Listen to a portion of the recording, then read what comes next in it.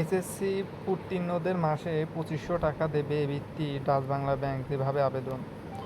বেসরকারি Dutch Bangla bank limited SSC ও সম্মান পরীক্ষায় উত্তীর্ণ শিক্ষার্থীদের প্রতি মাসে ২৫০০ টাকা করে দেবে শিক্ষাবৃত্তি। এই বৃত্তির মেয়াদ থাকবে ২ বছর।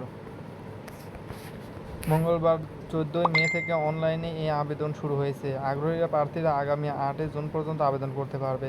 কোনো শিক্ষার্থী এই বৃত্তির জন্য মনোনীত হলে উচ্চ মাধ্যমিক বা এইচএসসি পড়ার সময় তাকে প্রতি মাসে ২,৫০০ টাকা করে ২ বছর মোট ৬০,০০০ টাকা দেওয়া হবে। এছাড়াও পাঠ্য উপকরণ কিনতে প্রতি বছর ২,৫০০ টাকা এবং পোশাকের জন্য ১,০০০ টাকা করে অনুদান দেওয়া হবে।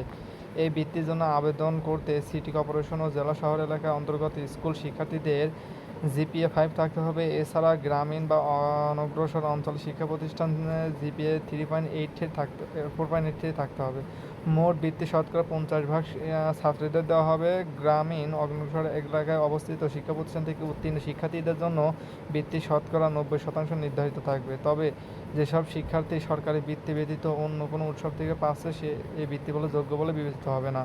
আবেদনের সময় যা লাগবে: আবেদনকারীর পাসপোর্ট সাইজের রঙিন ছবির স্ক্যান কপি, আবেদনকারীর মা বাবার পাসপোর্ট সাইজের রঙিন স্ক্যান ছবি, এসএসসি সমান পরীক্ষার নম্বরপত্র ও প্রশংসাপত্র স্ক্যান ছবি।